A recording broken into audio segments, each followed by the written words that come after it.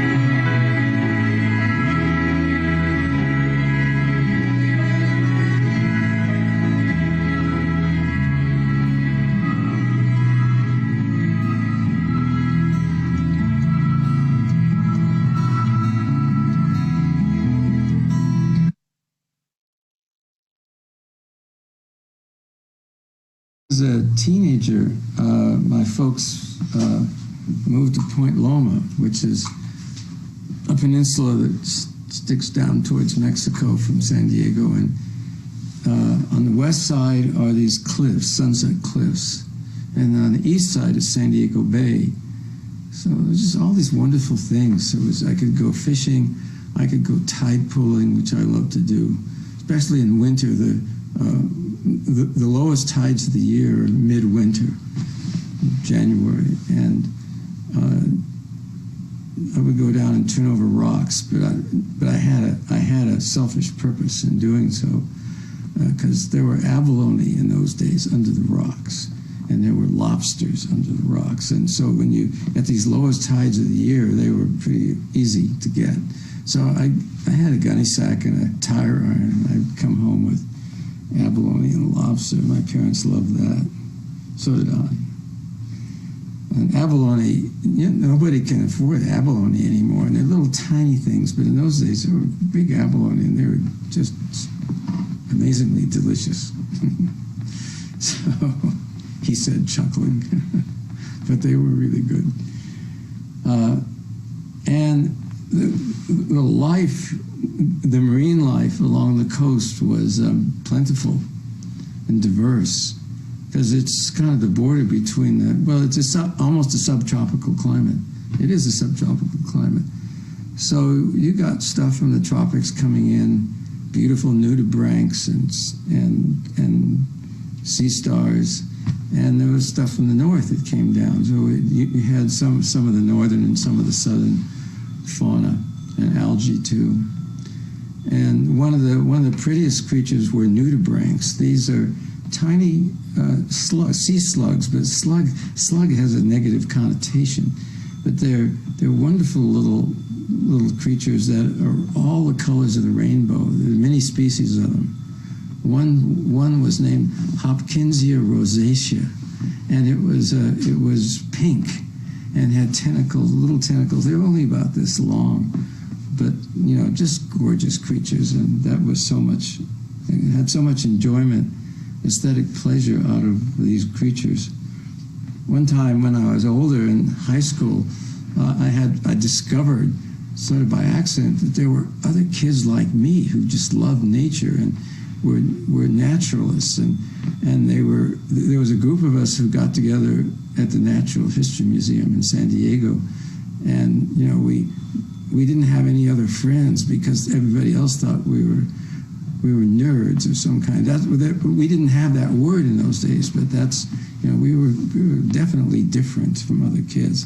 And we would go off on field trips. We'd be driving up through the mountains and down into the Anza Borrego Desert, and all the way along, we had this. We were competitive, like all kids are. So, but our competition took the form of looking as far ahead along the road as we could, and give the Latin, and then saying out loud the Latin name of these plants or animals we could see, and trying to do it before anybody else said the Latin name of these creatures. And so we taught each other an amazing amount of biology, because at that age your mind is a sponge and you learn. So when we were a little older, two of us would be in the back seat, a couple, and two of us would be in the front seat, and the ones in the back seat would be making out. And we called it toading, because we'd go out on spring nights when it was raining and ostensibly looking for amphibians on the road, but those in the back seat were having more fun than those in the front seat. So it wasn't all scholarly. And we go to the desert, and particularly in the spring, riding the roads at night in the desert. There's all these different reptiles in the desert at night, and mammals, including kangaroo rats. And we'd see a kangaroo rat. There were fenders on the vehicles in those days, and some of us would be on the fenders, and we'd be driving along, and we'd see a kangaroo rat, which are beautiful little rodents that hop like kangaroos. And we'd jump off the fenders and run with our ball caps and try to scoop them up as we were running. And we took them home occasionally as pets, and they make really good pets. So we had lots of fun with nature, but some of us went on to become biologists as a result of having, I don't think it was just learning, I think it was instinctive. Some of us were, some people are just naturally, genetically, I think, programmed to be naturalists and not to be biologists necessarily. But, I think my love of nature was intrinsic. I was born with it. My parents didn't care anything. They never went camping. I was always going camping. I was always going on field trips to Baja California with my other naturalist friends. And the other kids that I knew didn't do that, maybe one or two. So I think that some of us are just born with this love of of nature, of biodiversity, we call it these days. You can call it lots of things. Creation is what some people call it too.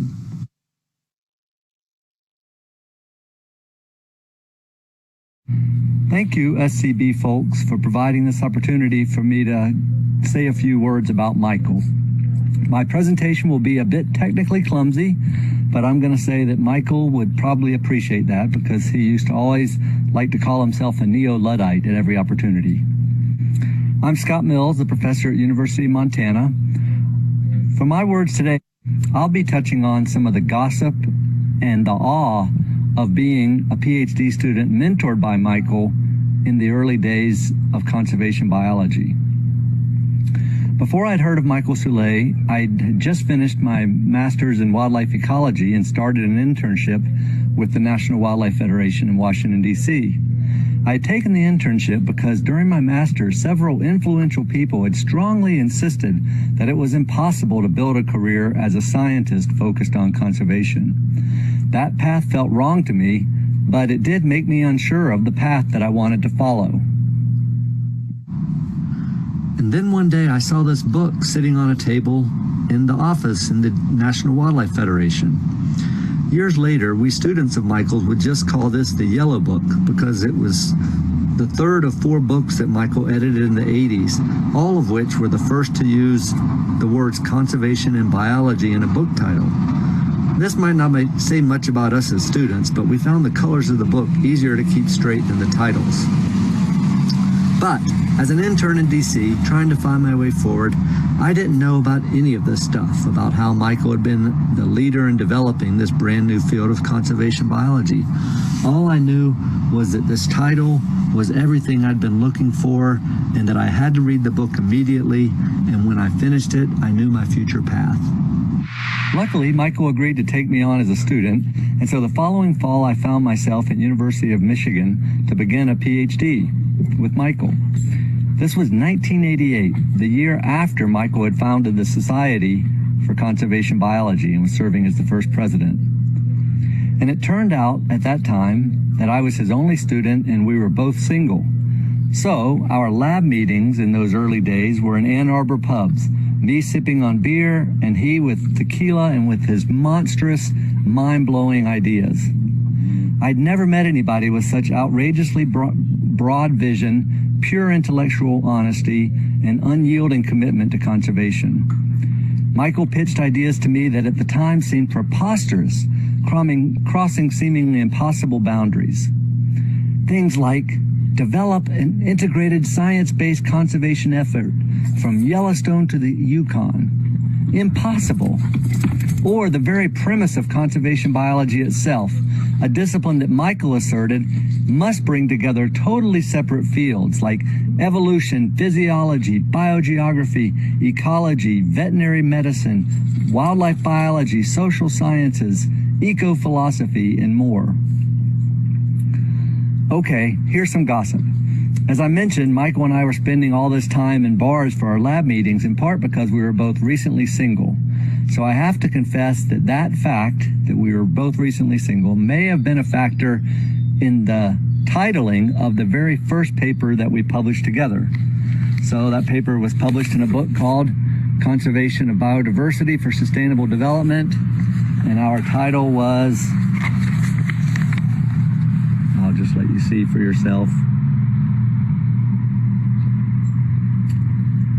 But I am happy to report that each of us eventually found true love and successful marriages. After my first year as a student, Michael took a job at UC Santa Cruz, and I moved with him. By that time, I'd figured out that I wanted my dissertation to focus on this mostly untapped field of merging field data with genetic analysis. PCR had just been invented. And also bringing in computer modeling. Desktop computers had only recently become available, along with programming modules.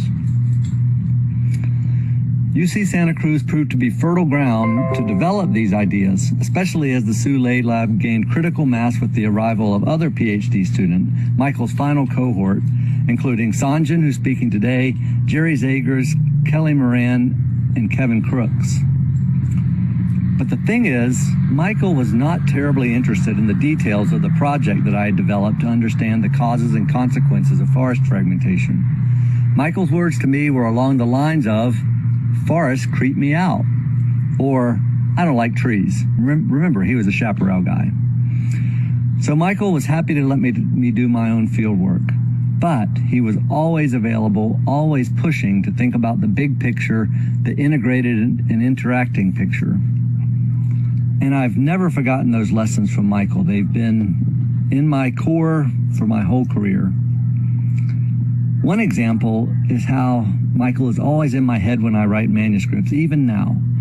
Michael's scientific writing was poetry, precision, and power, an amazing command of the language.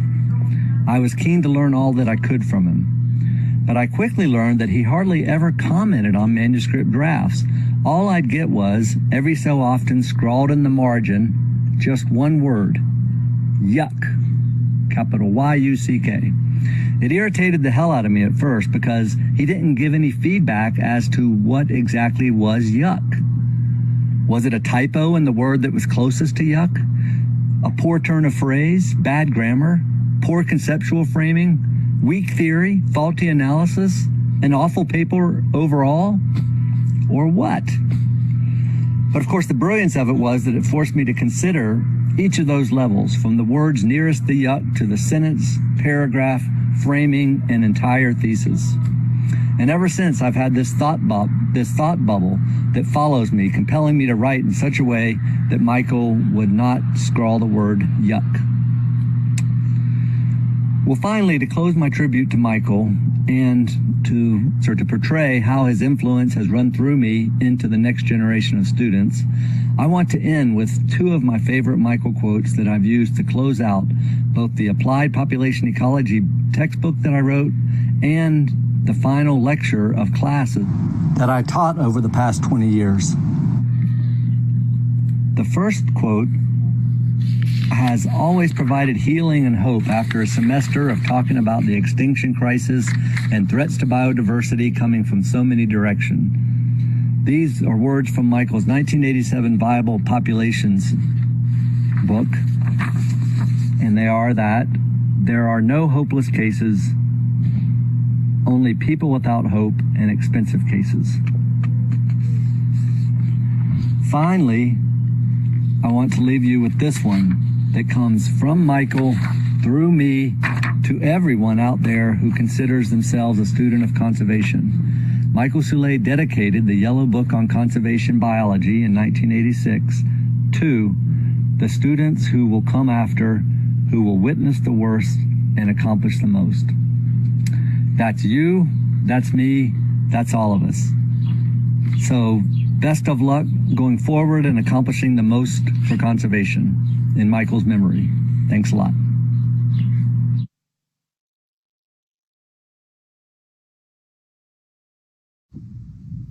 I met Michael Soulé in 1987 when I was considering attending the University of Michigan to get a master's degree in conservation biology.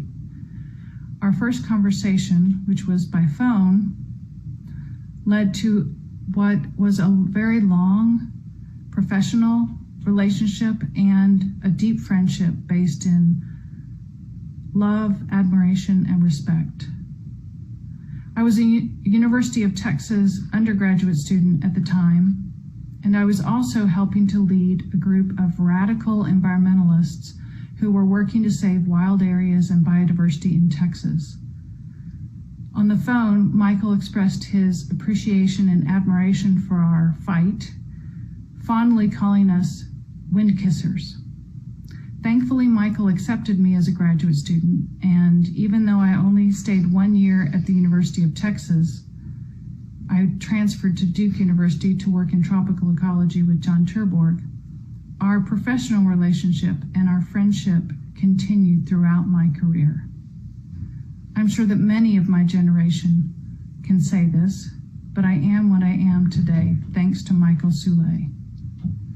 I cherish every conversation, every hike, every river trip that I had with Michael, as well as every piece of advice, and most importantly, the unwavering support that I received from him.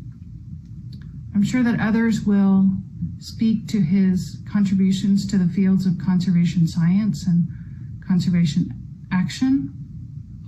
Both of these are without comparison and have transformed the world in which we, scientists and activists, now work. I can speak directly to Michael's many years of hard work founding and shepherding, together with Dave Foreman, primarily the Wildlands Project, which was later renamed Wildlands Network. I remember the morning that I introduced Dave and Michael in Ann Arbor. I knew Dave through my years of activism in Texas. Michael and Dave had great admiration for each other's life work, and it was a true honor to introduce them. That breakfast meeting led to the founding of the Wildlands Project, which to this day champions the creation of science-based conservation area networks. Michael helped ground the work of the Wildlands Project in science, but in addition to being the lead science visionary for that organization, he also inspired collaborators and staff to engage in conservation with their hearts. And that's what I remember most about Michael. His big heart and how his love affected everything that he did and all those who were fortunate to interact with or work with him. All of those who knew Michael felt his love as it came through in his thoughtfulness, his endless dedication to the pursuit of answers and results for conservation, for saving nature, and the importance of true friendships, being a true friend to all of those people and all of the causes in his life. And that big smile, every time that I saw or see that big smile, whether in person or in a photo or in a video, I feel the love that comes from a deep place within Michael. I believe it was Michael's true and deep love for the natural world that fueled his years of tireless dedication to the cause of creating networks of wildlands and networks of people. I miss Michael, but the love that he shared with me and many others and for nature will always be there to keep me going, fighting for the cause of nature. Thank you, Michael. From the bottom of my heart, thank you.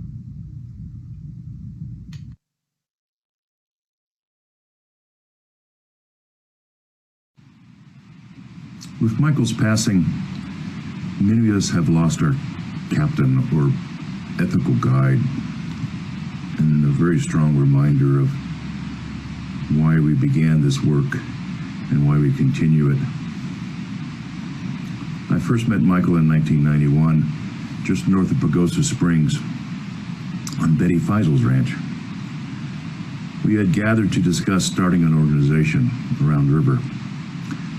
Michael was an invited guest, recommended to us by Gary Snyder, who said, "Michael is a serious but likable fellow." Michael later explained to us that he had agreed to attend primarily because he wanted to meet Doug Peacock and talk about grizzly bears. Michael had made it clear to many of us over the years just how much he really cared for and loved the big bear. Later that afternoon, after tequila, as Michael did love his tequila, Michael agreed to join us as our science advisor and also as a Round River founding board member. Because of his very stature, we suddenly were real and had a real obligation to live up to his expectations. Not long after our formation, in 1993, we were very fortunate to begin working on the British Columbia coast. First with the Heiltsuk First Nation, and later with all the various organizations, including Greenpeace, that formed the Great Bear Wilderness Coalition. Michael was most thrilled to be assisting and working in association with Greenpeace. As always the scientist, he was always seeking ways by which nature might be preserved by all means, including those most radical. Because of Michael, Round River was asked by Greenpeace to do something that up until this point, not many of us had done before. To produce a reserve design, conservation plan, negotiation support tool for an area over 30 million acres. I remember asking Michael, just how are we going to do this?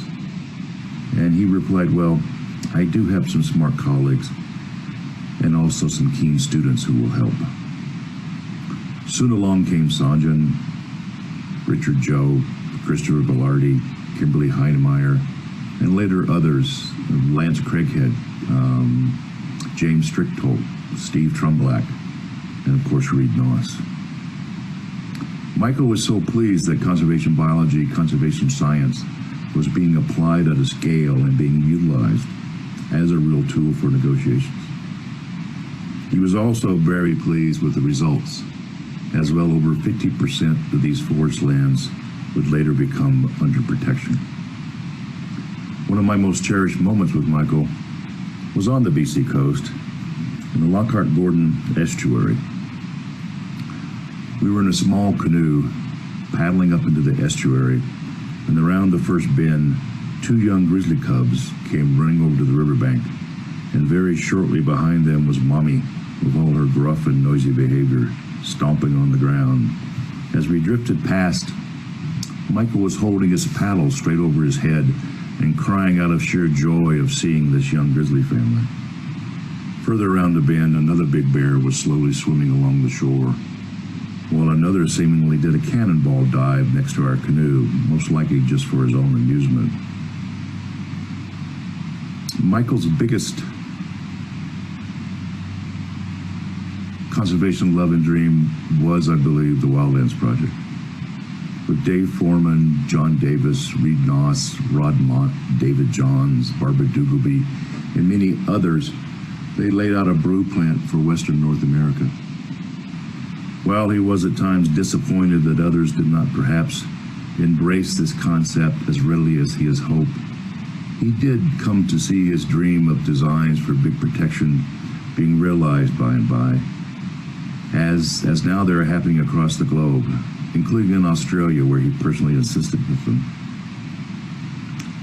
As we continue our collective work to include such notions as conservation design with connectivity, large-scale protection, and large predators, be not just considerations, but mandatory in all of our efforts. It was Michael who generously gave us this legitimate voice. More than any person of science, he has positively altered our work as conservationists. Sitting up against a slick rock wall in the Rana River in the Canadian region of Namibia after a day with desert elephants, Michael explained to me how he had come to dislike his notion of minimum viable populations.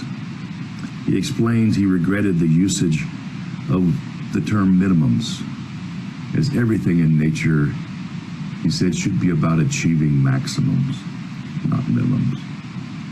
He next shared one of his daily goals, that being brought to tears every day, either by pure joy or out of compassionate sadness. These sentiments embodied Michael blending the Zen Buddhist with the scientist with the activist. As he liked to say, he is the mother of conservation biology. He will be sorely missed. Thank you.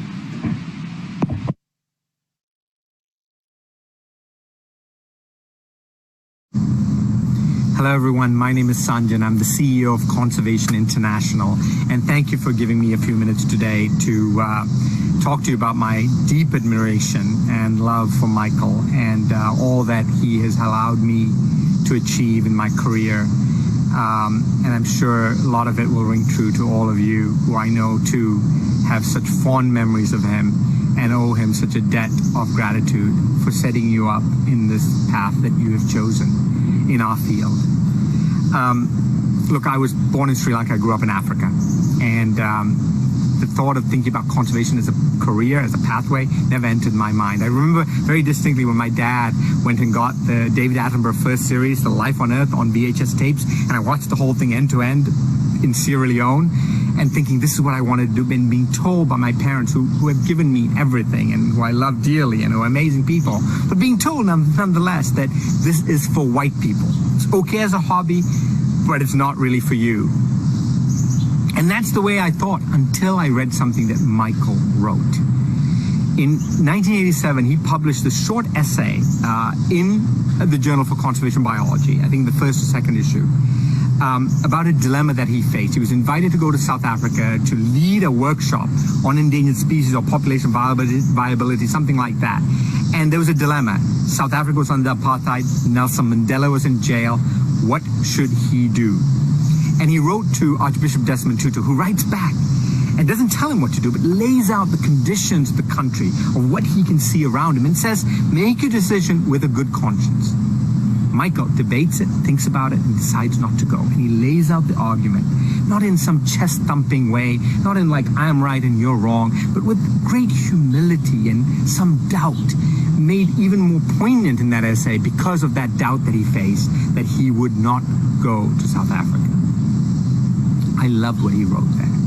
Here was someone who was speaking directly to me, who was willing to think about race, who was willing to think about social, economic conditions of people, who was a conservation biologist, no doubt, and unapologetic about it, but who was also willing to stick his neck out, to reveal something so deeply human, so deeply personal, about something that he knew he was going to get criticized one way, shape, or the other. I love the boldness about it. I love the originality about it. And I love the admission that the world was not created equal for everyone. So I went and got a copy of his book from one of my advisors, and I wrote to a bunch of people who were in there. Al Gentry, who later on worked for the for Conservation International. Mike Gilpin, I wrote to Jared Diamond, Tom Lovejoy, Norman Myers, and of course to Michael Soulé. And Michael wrote back, and I ended up having lentil soup with him at the University of California, Santa Cruz, thinking this is the guy I want to spend the next few years of my life with. And I'm so glad I did. We ended up initially embarking on a project to work on cheetahs. Spent a lot of time thinking about cheetahs. I wanted to work on an African cat. I was in Washington, D.C., I think getting my visa when Michael called me and said, guess what, the project is canceled because USAID had fought with the San Diego Zoo, which was providing me funding at the time, and your project got canceled and you're sort of chopped liver on the side, but you better get back here and we better find something for you because your visa is going to run out. And I thought, what? And Michael said, look, I've only got a little bit of funding, but maybe you can switch to this project I'm working on gophers. And you can imagine what's going through my mind. Here I had visions of wearing khakis, sitting on top of a Land Rover in the African sunset, under an acacia tree, watching a spotted cat out there on the savannah, drinking a gin and tonic with the Swarovskis around my neck. And from that moment, I'm going to be digging for a small fossorial rodent in California. And I could blurt out, Michael, I know nothing about gophers. And he said, why don't you go rent Caddyshack from Blockbusters, and they'll tell you everything you need to know about gophers. And that's how it began. And I'm so glad it did. Look, Michael was ahead of all of us all the time. You know, things that we take for granted today, 30 by 30, half Earth, carnivores, and the importance of carnivores, connectivity, human values, nature, people and nature. All of these things were things Michael was discussing and pushing the boundaries on. Sometimes too soon, sometimes too hard, but always ahead of us. And we're still playing catch up. The last time I saw Michael was at the University of Montana in Missoula. And we'd had a little bit of a falling out for not exactly clear reasons. I was working at the Nature Conservancy at the time. He had taken the Nature Conservancy to task for the path that he thought it was taking. I don't think I gave him the full-throated support that he had expected of me. And it's always difficult at that moment when you as a student have to disagree or create your own path that is separate from your mentor, and have to make it abundantly clear, not just to him, but to everyone else around you. It could have been done more elegantly. I should have, in hindsight. but it was just something difficult, I think, for me, and I think very difficult for him to understand. But we met in Missoula, we had dinner, he visited my home, and I think we made up and patched things up just enough to feel good about our path forward. Michael's a Buddhist. He's been in my life before, and I think he'll be in my life again sometime in the future. I owe so much to him.